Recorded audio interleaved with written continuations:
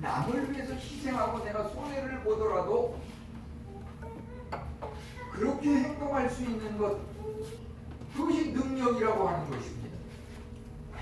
세상에서 가장 큰 능력은 그러기에 예수 그리스도의 십자가, 그것이 능력이라고 하는 것입니다. 예수님께서는 참으로 죄를 알지도 못하는 분이시로되 온 인류의 죄를 대신 짊어지시고 우리를 위하여 죽으시고 희생하였다고 하는 것입니다. 어떠한 이기주의적인 것은 누구만큼도 없습니다.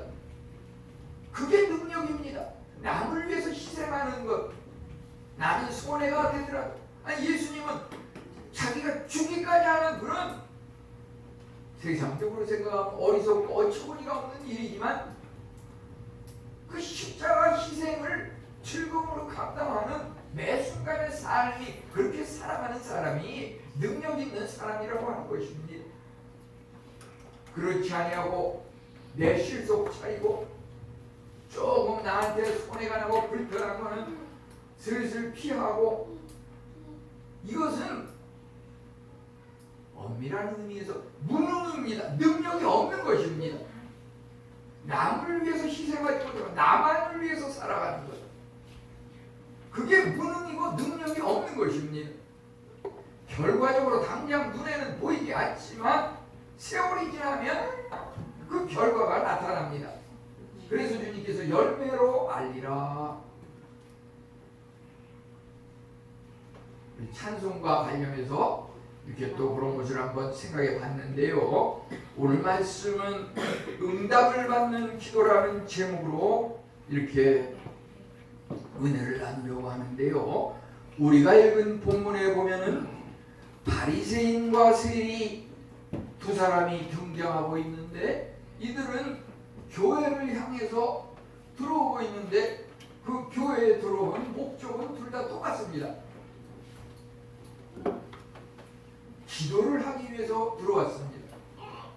이 바리새인과 세리의 이 비유라고 하는 것은 오늘날 이 자리에 있는 우리 성도님들이 교회에 오는 우리의 모습을 대변하는 똑같은 이야기입니다. 이것이 남의 이야기가 아니라 우리들의 이야기입니다. 우리들의 신앙생활의 방법입니다.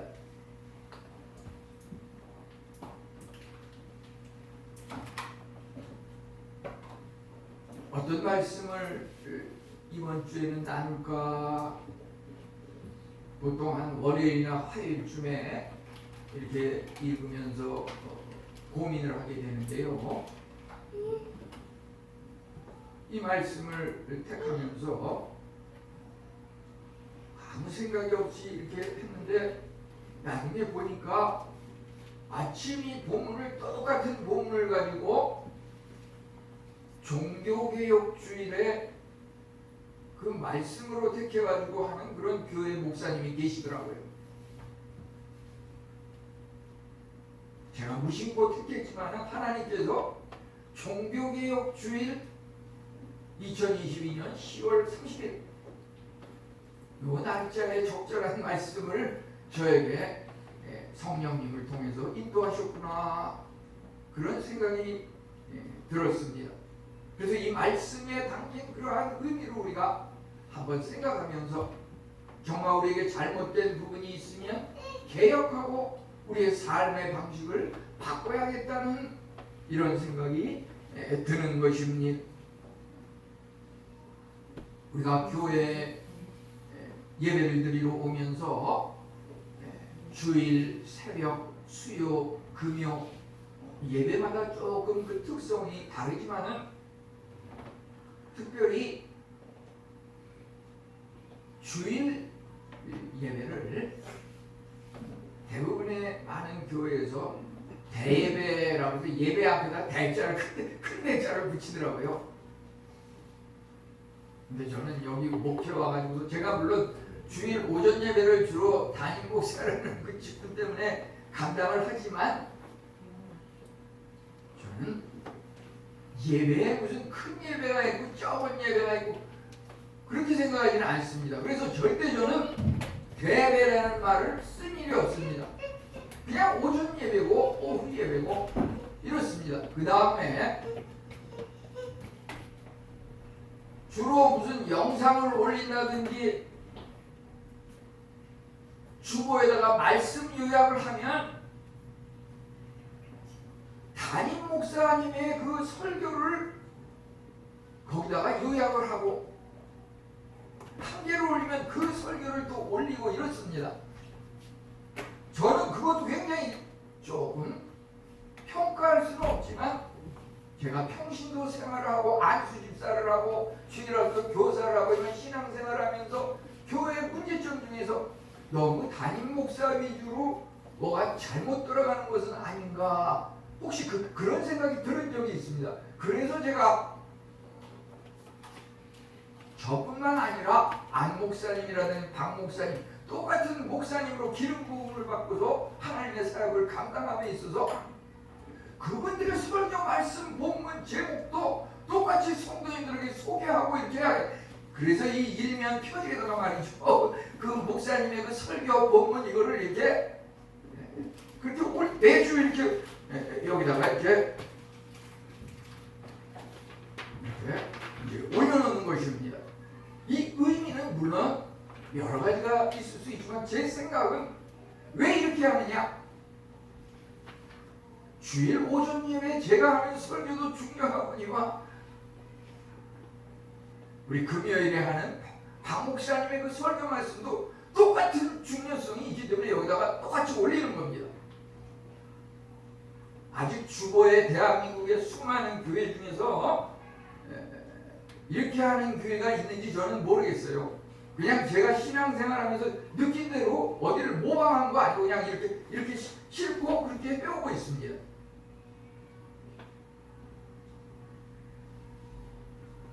오늘 아침에 또 이렇게 기도하면서 말이죠. 떠오르는 것은 우리 성도님들이 예를 들어서 이 인해교회 외진 곳의 작은 교회 성도님들이 이렇게 오늘 보니까 정확히는 모르겠지만 얼추 한 26명 정도 이렇게 모여서 예배를 드리는데요. 제가 알기로 초등학교 때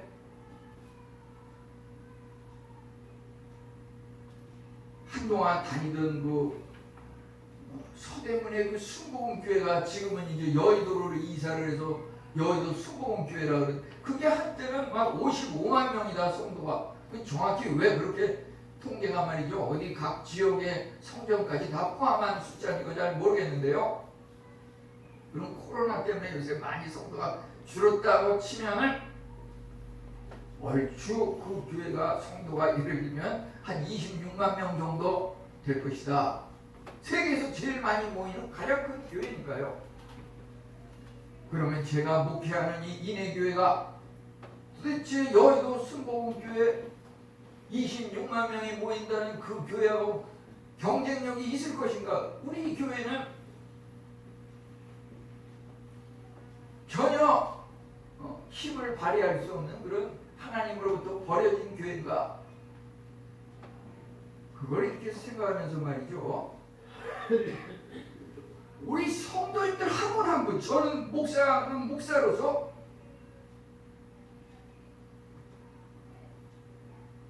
내 한 명이 여의도 순복음교회 성도 10,000명을 감당해야 되겠구나. 그분들 10,000명 중에서 으뜸이 되는 그 한 명보다 내가 못지않은 그런 성도로서 자부심을 갖고 신앙생활을 올바로 해야겠구나. 그렇다고 하면은 하나님께서 우리 교회를 결코 숫자가 적고 교회의 크기가 작다고 해서 무시당할 것이 아니라 여기서 무슨 인재가 나오고 여기서 무슨 신앙을 올바로 해서 세계의 신앙을 변화시키는 그런 사람이 있을 것인가. 그러면 우리는 더 큰 그런 비전을 가지고 나갈 필요가 있다고 하는 것입니다. 하지만 제가 또 그런 소리를 들을 때도 저는 한편으로 부담을 느끼면서도 책임감을 느끼면서도 잘해야겠구나. 예를 들어서 이 예배가 시작되기 전에 말이요, 우리 박수민 목사님께서 찬양을 인도하고 이제 예배에 들어갈 때 뭐라 그러십니까? 이제 마지막에 기도를 하면서 오늘 담임 목사님 통해서 말씀을 전하는 거기에 은혜를 받게 해주십시오.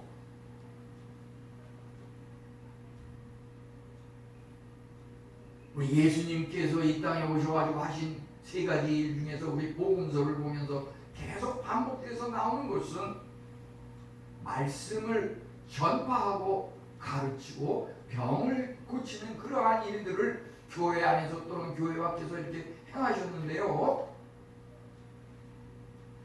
성경 구절을 이렇게 보면은 교회는 목사님의 설교를 듣는 곳이다. 이것을 최고의 목표와 주 목적으로 기록한 그러한 성경 구절은 별로 발견이 되지 않은 것을 보게 됩니다. 다만 예수님께서 성전에서 또는 사도 바울이 제자들이 성전에서 말씀을 가르치고 전파했더라, 이 말은 있기는 있어요. 하지만 교회의 최고의 목적이 무엇인가? 우리는 하나님의 말씀을 통해서 마태복음 21장 13절은 뭐라고 하고 있습니까? 내 집은 기도하는 집이라. 내 집은 기도하는 집이라. 교회의 최고의 목표는 기도라고 하는 것입니다. 기도를 통해서 응답받는 그것이 우리 최고의 목표입니다. 목사님의 설교를 통해서 은혜 받는 그것도 무슨 작은 무슨 우리 목표가 될 수 있고, 아닌 게 아니라 1시간 예배 드리면 설교 시간이 막 30분 40분 시간 비중을 많이 차지하고 이런 것이 여러 가지가 있지만요, 그렇지만 저는 결코 목사님의 그 설교 여하가 성도님들의 은혜를 좌우하고 꼭 그런 것만은 아니고, 나는 물론 그런 책임감을 가지고 준비합니다. 예를 들어서 어제 무슨 1시에 12시 반에, 어제가 아니라 지난 새벽이죠. 30일 뭐 무슨 뉴스가 갑자기 뭐 속보가 전해지고 그러면은 저는 그 시간이 초저녁이나 마찬가지예요. 주중에 준비를 소홀히 하다 보니까 좀 그렇게 돼서 좀 하나님 앞에 좀 더 고치려고 그러는데요. 말씀을 준비하면서도 중간중간에 한 번씩 나와서 뉴스도 보고 뭐 재미나는 오락 프로 이렇게 무슨 노사연이라는 가수가 나와서 뭐 옛날에 유행했던 무슨 만남이라든지 바램이라든지 뭐 마지막에는 또 사랑이라는 노래를 이렇게 하고서 모창을 하는 사람 중에서 뭐 뽑아서 뭐 2천만 원 상금을 주고, 그걸 주로 보는 건 아니지만 책상에 앉아있다가 한 번씩 이렇게 마루에 나와서 또 그거 이렇게 보는 경우가 있습니다.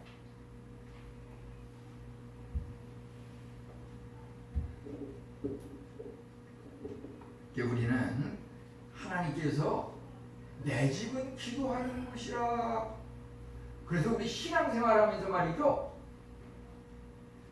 우리가 목사님의 은혜, 목사님의 말씀을 통해서 은혜 받아서 그래서 신앙생활에 열심히 하고 기쁨이 샘솟고 좋아요.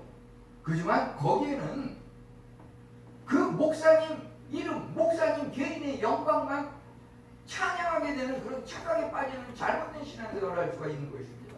우리는 신앙생활, 교회에 나오는 목적 중에서 하나님 앞에 기도하고 그 기도를 하나님으로부터 올바르다 인정을 받으면서 그 기도에 응답을 받는 그러한 것이 우리의 목적이 되어야 하는 것입니다. 그게 최고의 목표예요. 절대 무슨 목사님이 뭐 잘나고 못나서 은혜를 받고 안 받고 그게 기준이 돼서는 안 되는 것입니다. 물론 저는 날마다 성도님들의 이름을 부르면서 기도는 합니다. 그러면 하나님께서 그것을 응답을 하는 경우가 있고 아직 때가 안 돼서 연기되는 경우도 있습니다. 우선 첫째, 우리의 기도 중에서 응답을 받는 기도라고 하는 것은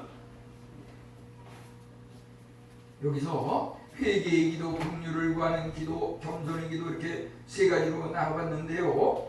여기서 바리새인의 기도는 응답을 받지 못하고 세리의 기도는 응답을 받은 것을 보게 됩니다. 바리새인의 기도는 어떠하기에 응답을 받았습니까? 오늘 읽은 말씀 18장 13절에 보면은 하나님여 불쌍히 여기소서 나는 죄인이로소이다. 나는 죄인이로소이다. 이것은 회개를 의미합니다. 겉으로 드러나는 그것을 통해서는 우리 인간이 인간을 판정할 수 없고 알 수가 없습니다. 나는 죄인이로소이다. 그것은 하나님만이 아시고 우리 속마음, 아무리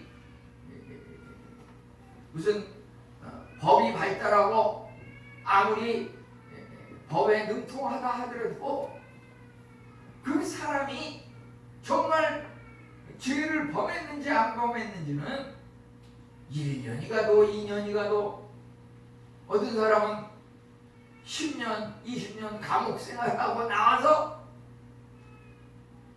심판 판결이 잘못됐구나 이게 밝혀져 가지고서 그 사람한테 이렇게 보상을 하는 경우도 있고 우리 인간의 그 심판 판결이라고 하는 것이 다 이런 겁니다.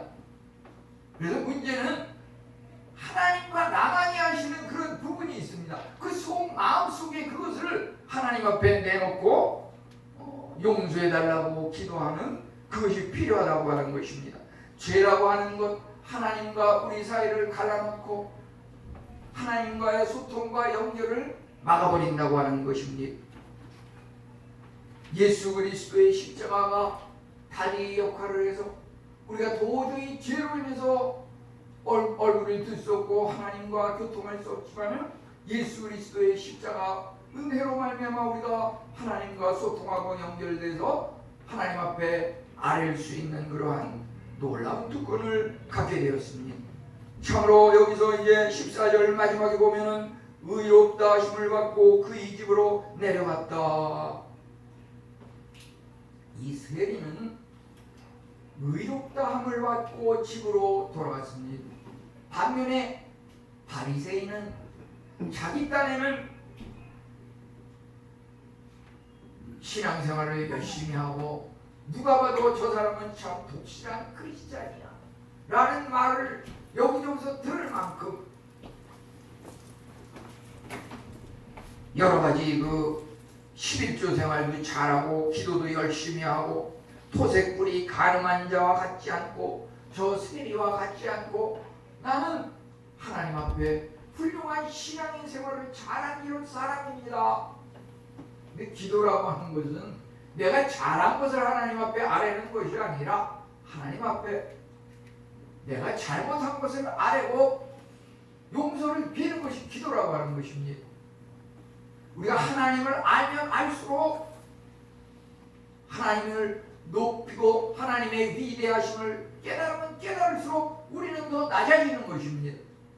우리의 잘못이 더 발견이 되고 내가 하나님 앞에 잘못한 것이 너무 많구나 이것을 깨닫고 용서함을 구하게 되는 것입니다.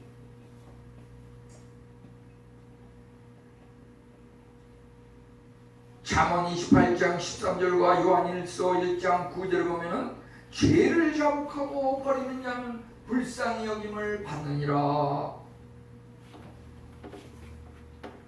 우리가 우리 죄를 자복하면 저는 미쁘시고 의로사 우리를 모든 불의에서 깨끗게 하실 것이요. 우리가 하나님 앞에 어떠한 죄악도 고백하고 용서를 빌면 하나님께서 깨끗하게 하실 수 있다고 하는 것입니다. 정말 죽음이 가까운 위태로운 사람이 있다 그러면 그를 위해서 무엇을 할 수 있을까요? 죽음이 가까운 위태로운 사람에게 우리는 맛있는 걸 평소에 좋아하는 음식을 갖다 준다 그랬는데 그가 평소에 밝히던 무슨 금은보와 돈을 갖다 준다 한들 무슨 소용이 있겠습니까? 정말 그에게 필요한 것은 여기 세리가 고백한 것처럼 나는 죄인이로소이다. 나를 불쌍히 여기소서. 나의 죄를 용서해 주십시오. 이것이야말로 참으로 가장 위태로운 죽음 직전에 있는 그 사람에게 우리가 할 수 있는 최상의 언어가 아니겠습니까? 이제 삶의 변화와 기억이 필요합니다. 바리새인은 기도하기를 정말 자기 자랑만 늘어놓고 자기 칭찬만 스스로 하기에 바빴습니다. 토색불이 가능한 자들과 같지 않고 세리와 같지 않고 나는 기도생활 11조 생활도 잘하고 자기 자랑만 늘어놓습니다. 세리는 어떠합니까? 가슴을 치면서 나는 죄인이로소이다. 고개를 차마 들지 못하고 하나님 앞에 겸손히 자신의 잘못을 고백하고 있습니다. 우리 종교개혁자 루터는 보름스 회의라고 하는 그 회의에서 당시의 그 의회와 또 교황이 그를 회유하면서 잘못을 인정하라고 하였을 때 그 루터는 결코 그를 화형시키고 죽이겠다고 하는 그러한 협박에도 굴하지 않고 그 보름스 회의 의회에서 오직 성경과 진리만을 따르고 수호하겠노라고 이렇게 부르짖었습니다. 그것이 바로 루터의 종교개혁이었고 그 종교개혁일이 1517년 10월 31일이었는데 10월 31일이 들어가 있는 그 주일이 금년에는 이 30일이기 때문에 그 달력에 종교개혁 주일 이렇게 써 있는 것입니다.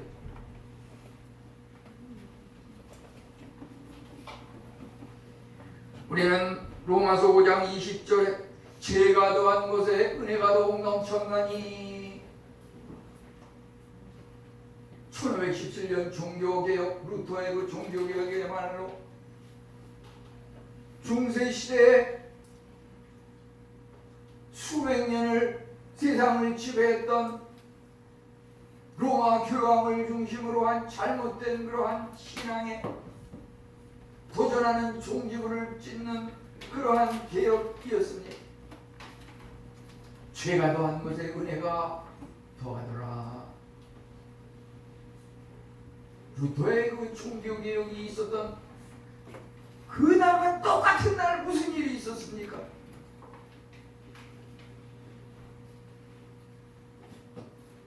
우리는 그 유래를 정확히 알 수 없지만 그저 여기저기 떠도는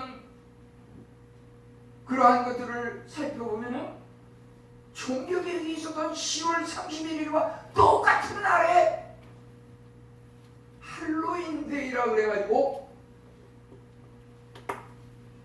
10월 31일 할로윈데이 무엇에 유래했는지 정확치는 않지만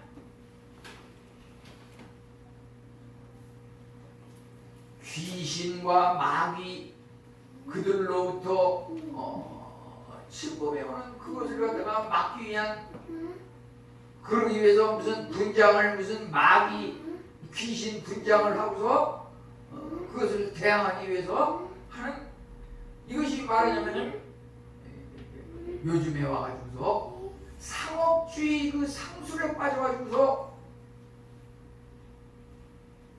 정체불명의 그 외래 문화가 우리 한국에 들어왔다고 하는 것입니다. 일찍이 미국이라든지 유럽, 서양에서는 이것을 해왔지만은 우리나라는 그거 별로 지키지 않았었는데 최근 한 10년 새에 부쩍 이러한 것이 유행하더니만 이제 일입니다. 그런데 그 할로윈 데이는 그 할로윈 데이에 그 직전 주말 토요일에 그 날을 지키고 기념합니다.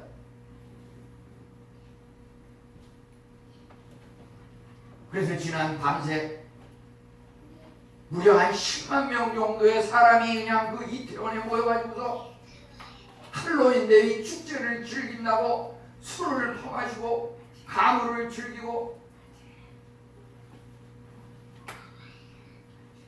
이러한 일을 함으로써 거기에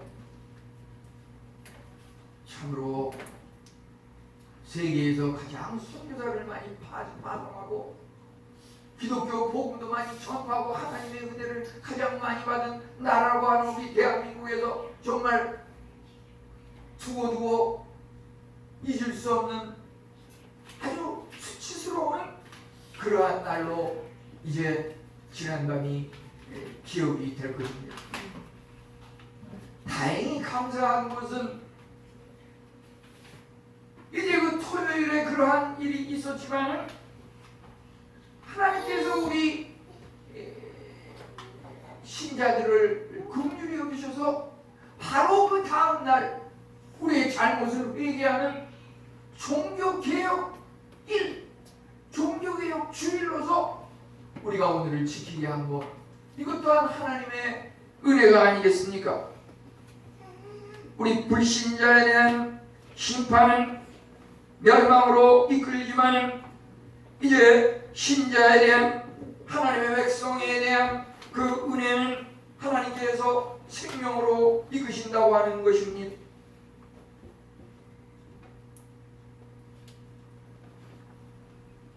우리가 무슨 일을 하든지 다른 신을 섬기지 말라, 우상을 숭배하지 말라, 여호와 이름을 망령되이 일컫지 말라, 이러한 것들은 삶의 우선순위에 있어서 여호와 하나님 예수 그리스도 우리 신앙을 앞세우자고 하는 것입니다.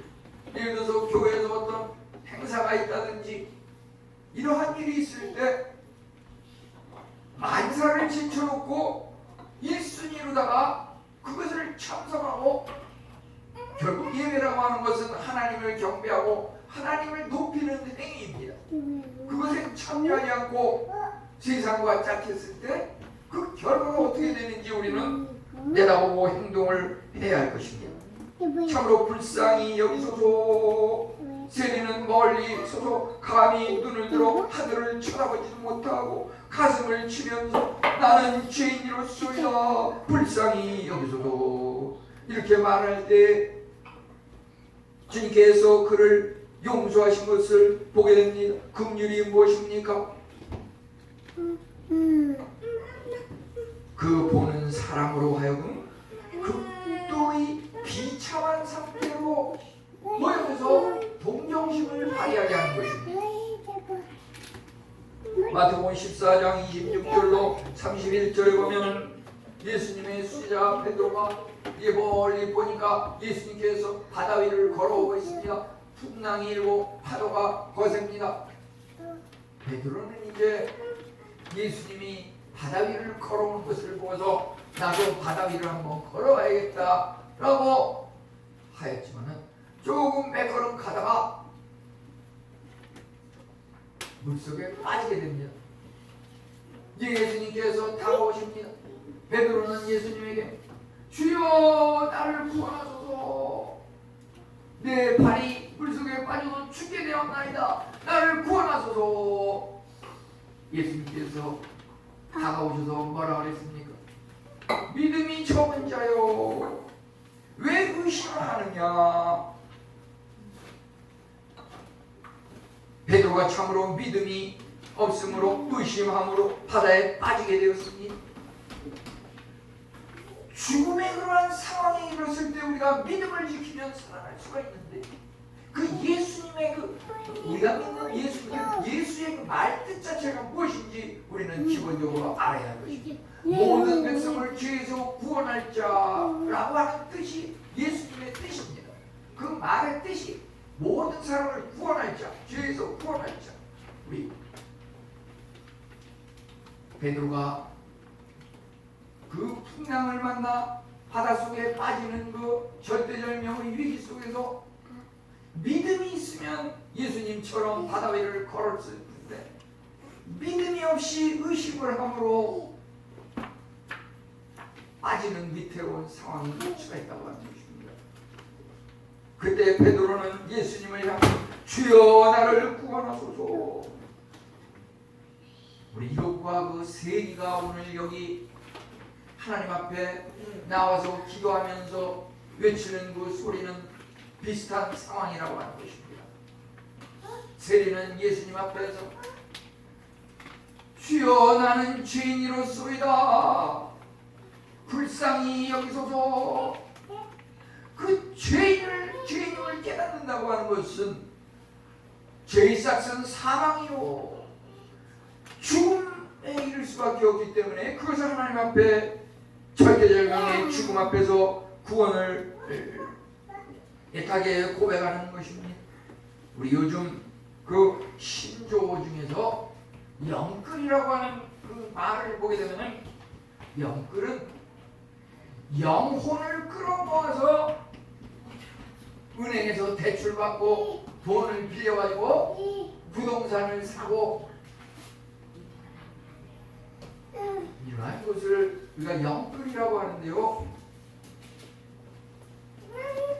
그것은 세상 사람들이 하는 그런 잘못된 행위고 우리 하나님을 믿는 사람은 주님 앞에서 그 영끌 돈을 다 모아가지고 부동산에 투자하는 그것이 아니라 영혼을 정말 끌어모아가지고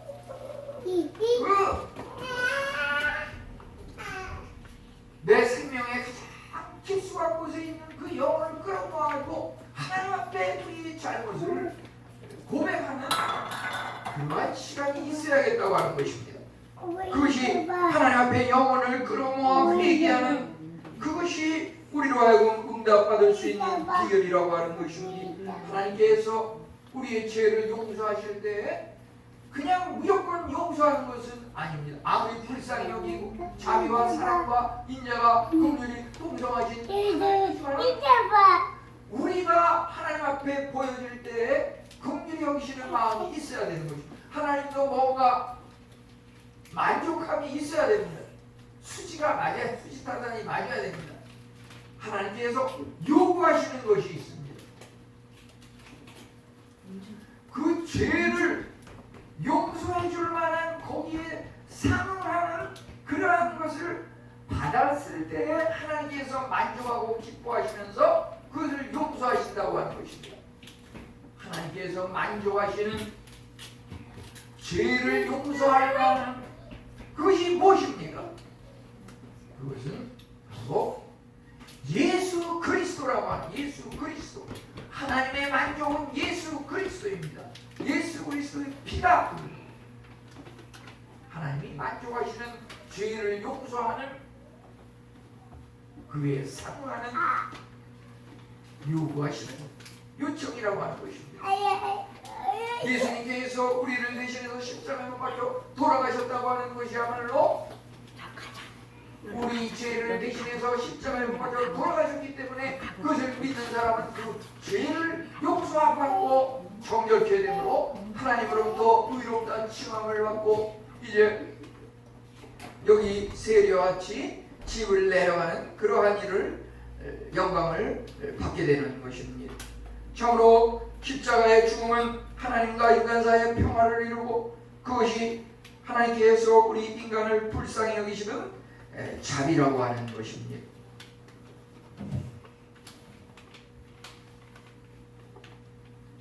예수님께서 물 위로 걸어오는 것을 보고서 베드로도 그것을 흉내내서 물 위를 걸어갔지만 그는 빠졌습니다. 예수님께서 믿음이 적은 자여 왜 의심을 하느냐. 이 의롭다 칭함을 받을 수 있는 것은 믿음이라고 하는 것입니다. 그래서 이신칭의 믿음으로 의롭다 칭함을 받는다. 우리가 이신칭의라고 그러는데 그것이 종교개혁의 그 핵심이 되는 내용이라고 하는 것입니다. 이신칭의 믿음으로 의롭게 된다. 참으로 안타까운 것은 중세시대의 그 십자군 전쟁이라고 하는 그 전쟁이 자꾸 오래 계속되다 보니까 모든 물자가 떨어지고 어려움이 있다 보니까 그 자금을 충당하기 위해서 어떠한 일이 있었냐면은 헌금을 드리는 자는 죄를 용서받을 수 있다. 우리는 그것을 면죄부라고 하죠. 면죄부. 중세시대에 그 크게 잘못된 사상 중에서 면죄부라는 것을 만들어가지고 하나님 앞에 헌금을 하면 죄를 용서 안 받는다.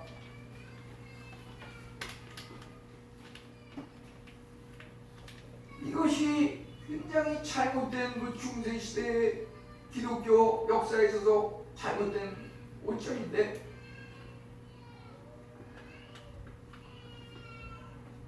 헌금을 해서 죄를 용서함 받는 것이, 죄를 면제받아서 그 죄를 용서함 받는 것이 아니라 믿음으로 죄를 용서함 받는, 믿음으로 의롭게 된다. 이신칭이라는 말이 그래서 나온 겁니다. 여기 세리는 하나님 나는 죄인입니다. 불쌍히 여기소서. 자기 죄를 인정하면서 그 죄를 고백하면 하나님께서 불쌍히 여기서 내 죄를 용서받고 구원을 얻으리라고 하는 그런 믿음이 있었습니다. 반면에 바리새인은 어떠합니까? 여기 성경에 보니까 전부 겉으로 포장된 거. 저 사람은 법 없이 살 사람이야. 저 사람은 신앙이 똑똑해. 그거 우리 인간이 인간을 평가할 수 없는 겁니다. 여기 바리새인 보니까 일주일에 2번 금식 기도하고 11조와 헌금을 꼬박꼬박 내고 자기는 누구 간음을 한 일도 없고 저 세리보다 나는 훨씬 잘하고, 이런 어떤 외형적인 것, 사람으로부터 인정받는 그러한 것에 중점을 뒀던 그 바리새인의 그 행동이야말로 중세시대에 교황을 중심으로 있었던 카톨릭의 그 오점이 아니겠습니까? 우리는 이것을 기억하고 새로 변화되어야 되겠다고 하는 것입니다. 루시안이라고 하는 사람은 이러한 비유를 했습니다. 하프 연주를 하는 그 홀에서 2명의 연주자가 나왔습니다. 한 연주자는 그 하프를 참으로 비싼 것, 금은 보석으로 이렇게 장식한 그런 하프를 가지고 나와서 연주를 하는데, 문제는 그 끈이 모두 그 줄이 끊어졌다고 하는 것입니다. 제 아무리 금은 보석으로 장식한 값비싼 명품 하프 악기인들 줄이 끊어졌는데 무슨 소리가 들리겠습니까? 청중들은 다 실망을 했습니다. 저 값비싼 금은 보석으로 장식한 저 악기가 아름다운 소리를 내겠구나. 근데 줄이 끊어졌으니까 전혀 소리가 안 나고 온통 실망과 사태질만 있었습니다. 반면에 한 사람의 그 연주는 그 악기가 명품도 아니고 고가의 악기도 아니지만 평범한 일상적인 그런 저렴한 악기지만 나와서 연주를 할 때 참으로 그 아름다운 선율이 울려 퍼지면서 청중들에게 기쁨을 선사하는 그러한 음악 그 소리를 선물하였습니다. 모든 청중들은 박수를 쳤습니다. 우리가 정말 무엇에 중점을 두면서 살아가는 것입니까? 이 삶의 방식이 지금 당장 우리가 천국에 가려면 천국 가는 연습을 해야 되는, 그것이 바로 날마다 성경을 읽고 기도하고 말씀 묵상하고 하나님의 말씀대로 실천하려고 노력하는 그 삶이 천국 시민의 연습이라고 하는 것입니다. 반면에 천국의 존재를 인정하지 않고 지옥 가는 연습을 계속하는 사람도 있습니다. 지옥 가는 연습 계속하면 지옥 갈 수밖에 없습니다. 지옥 가는 연습이 무엇입니까? 밤새 남들 잠자는 시간에 잠도 안 자고 안 뜨거워! 안 뜨거워! 안 뜨거워! 이거 무슨 고고춤을 추고 밤새도록 그 시신이 말이죠. 시신이 그냥 수십 명이 누워서 나오는 그 시간에도 그 주위에 술집은 전부 사람이 가득 메워져서 들어갈 틈이 없었다고 합니다. 같은 시간에. 우리 토요일은 주일을 준비하는 거룩한 날로 이렇게 지키면 좋을 것 같아요. 우리가 하나님을 높이고 자신을 낮추는 그 세리와 같은 겸손함이 필요하겠습니다. 우리는 참으로 하나님을 알면 알수록 우리 자신의 부족함을 깨닫게 됩니다. 이스라엘 역사 속에서 히스기야의 왕의 아들 므낫세를 보게 되면은 역대하 33장 10절로 13절에서 그 므낫세 왕과 백성들이 하나님의 말씀을 듣지 아니하므로 아수르 왕에게 끌려가서 포로로 끌려가서 온갖 수모를 당하게 되는데요. 이제 나중에 그가 하나님 앞에 크게 잘못을 회개하고 겸손히 기도함으로 하나님께서 그 기도를 받으시고 다시 왕위에 복귀시킨 것을 보게 됩니다. 하나님 앞에 정말 우리의 잘못을 깨닫고 겸손히 하나님 앞에 기도하는 것, 그것이 바로 우리 기도가 응답받을 수 있는 비결이라고 하는 것입니다. 우리 참으로 남과 비교하면 남을 무시하고 교만하기 쉽습니다. 우리 신앙은 남과 비교하지 말고 오직 하나님의 말씀만 생각하면서 성경 진리를 기준으로 자신을 돌아보고 죄의 깨달음과 하나님의 긍휼을 구하면서 날마다 개혁하고 변화되고 새롭게 또 변화되는 그러한 삶이